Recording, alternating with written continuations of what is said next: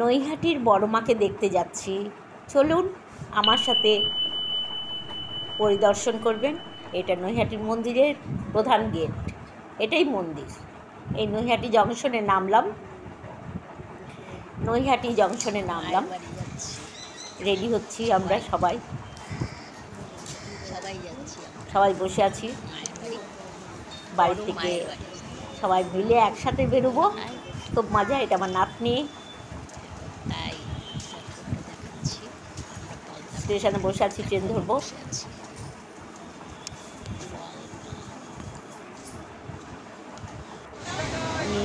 জামাই, ননদ, ভাগ্নি সবাই একসাথে যাচ্ছি, কারণ আমাকে দেখে রাখতে হবে তো, তাই। আমি একটু অসুস্থ, তাই। ওইখানকার আশপাশটা দেখুন, হেঁটে যাচ্ছি। নেমে গেছি নৈহাটি স্টেশনে, চলছি সবাই। তো একটু হেঁটে যেতে হয় স্টেশন থেকে। মন্দিরের দিকে যাচ্ছি এখন। 6 মিনিটের রাস্তা, 5-6 মিনিটের রাস্তা। সব এখানে বিক্রি হচ্ছে রাস্তায়, একদম রোডের উপরে, স্টেশনের সামনেই আছে। যাবে, খুব ভালো লাগবে। মায়ের কাছে শুনেছি যা চাই তাই পাওয়া যায়, মা নাকি ফেরায় না। তাই আমি এত অসুস্থ থাকি, দেখি মা যদি একটু সুস্থ করেন, মার কাছে গেলাম। মন্দিরের রাস্তা হাঁটতে হাঁটতে, বেশি দূর না, হাঁটতে হাঁটতে গেলাম, পৌঁছে গেছি প্রায়। সামনাসামনি কতগুলো দোকান আছে, বেশ ঠাকুরের জিনিসপত্র পাওয়া যায়। এগুলো দিতে হয় মাকে, ফুলের মালা, প্রসাদ, ডালি, সন্দেশ।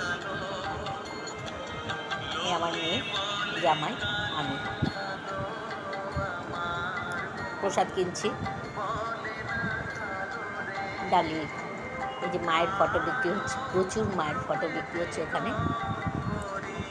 ভীষণ সুন্দর মায়ের ফটোগুলো, দেখে মনে হচ্ছিল সবগুলো মায়ের পাশে গিয়ে বসে থাকে। সব দেখুন কি বিরাট লাইন হয়েছে, প্রচুর লাইন থাকে। লাইনে দাঁড়িয়ে গেলাম, কী করব। এই যে মন্দিরটা, এবার মাকে দেখতে পাবেন। এই যে মা এসে গেছে। এটা হচ্ছে পুজোর সময় যে মাকে মূর্তি করা হয়, সেই মূর্তি।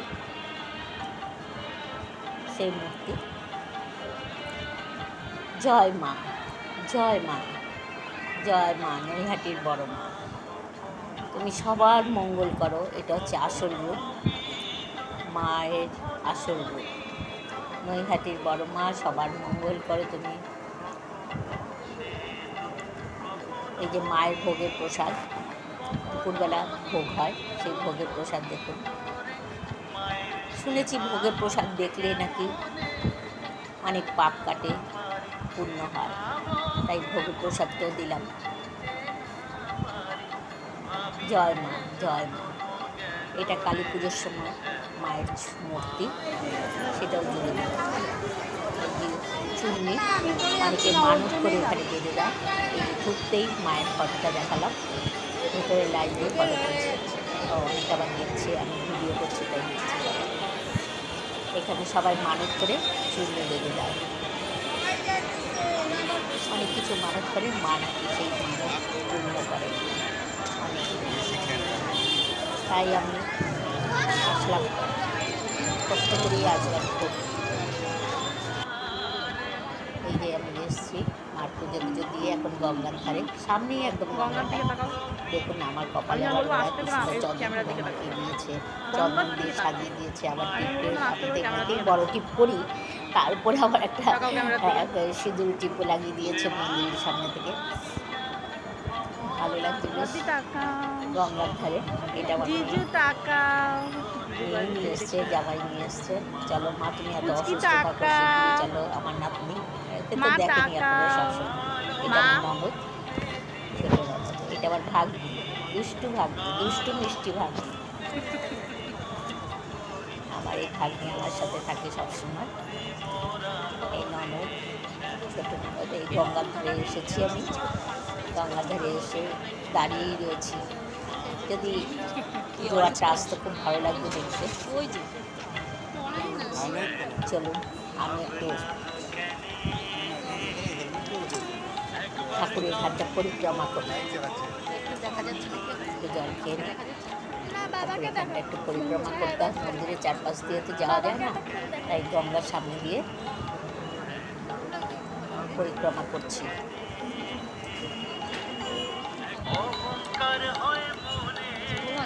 দেখুন খুব সুন্দর করে চন্দন লাগিয়ে দিয়েছে ওরা, এখানে ঢাকে সবাই চন্দন লাগিয়ে দেয়।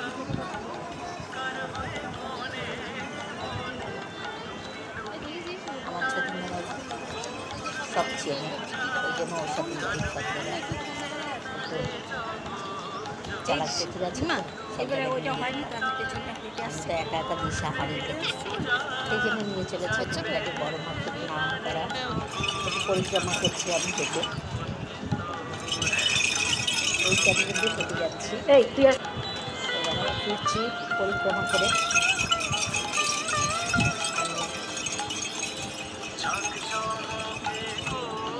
মাকে প্রণাম করে নিলাম। মা আমার সব অসুখ বিসুখ ভালো করে দাও, সবাইকে ভালো রাখো, সুস্থ রাখো। মা সবার জন্য, কোনো জাতপাত নেই, কোনো ধর্ম নেই, মা সবাই। গঙ্গা মাকেও প্রণাম করছি। সবাই বলে কোনো পুজো পার্বণ কোনো মন্দিরে গেলে দিতে গেলে, পুজো পার্বণ দিতে গেলে কোনো মন্দিরে গেলে সেখানে দুঃখী গরিব দুঃখী ভিখারিকে পয়সা দিতে হয়, তবেই নাকি পুজোটা কাজে লাগে। সেই জন্য সামনে এসে একজন বলছিল ওষুধ কেনার টাকা দিন। জয় মা, জয় মা, মা সবার মঙ্গল করো। তাই দিলাম, সবাই দিল, আমার ননদ, আমার মেয়ে, সবাই। আমি জয় মা, সবার মঙ্গল করো। সবাইকে দেখা দিয়েছো তুমি আমার হাতে, তুমি আজকে আমাকে জোর করে নিয়ে গেছো, তাই এলাম। এবার ফিরে আসছি, ট্রেনে উঠে গেছি অলরেডি, এবার বাড়ি ফিরবো। বাড়ি ফেরার পালা। আমি তো বেশি হাঁটতে পারি না, তাই তাড়াতাড়ি রওনা দিয়ে দিলাম। ট্রেনে বসে আছি, ট্রেন চালু হয়ে গেল। হ্যাঁ খেয়েছি, চা ফা খেয়েছি। ট্রেন চলছে, চালু হয়ে গেছে, এবার ফিরে আসবে, ফিরে আসার পালা। আনন্দময়ী, এই যে আসল মায়ের ছবি। নিরানন্দ করুণা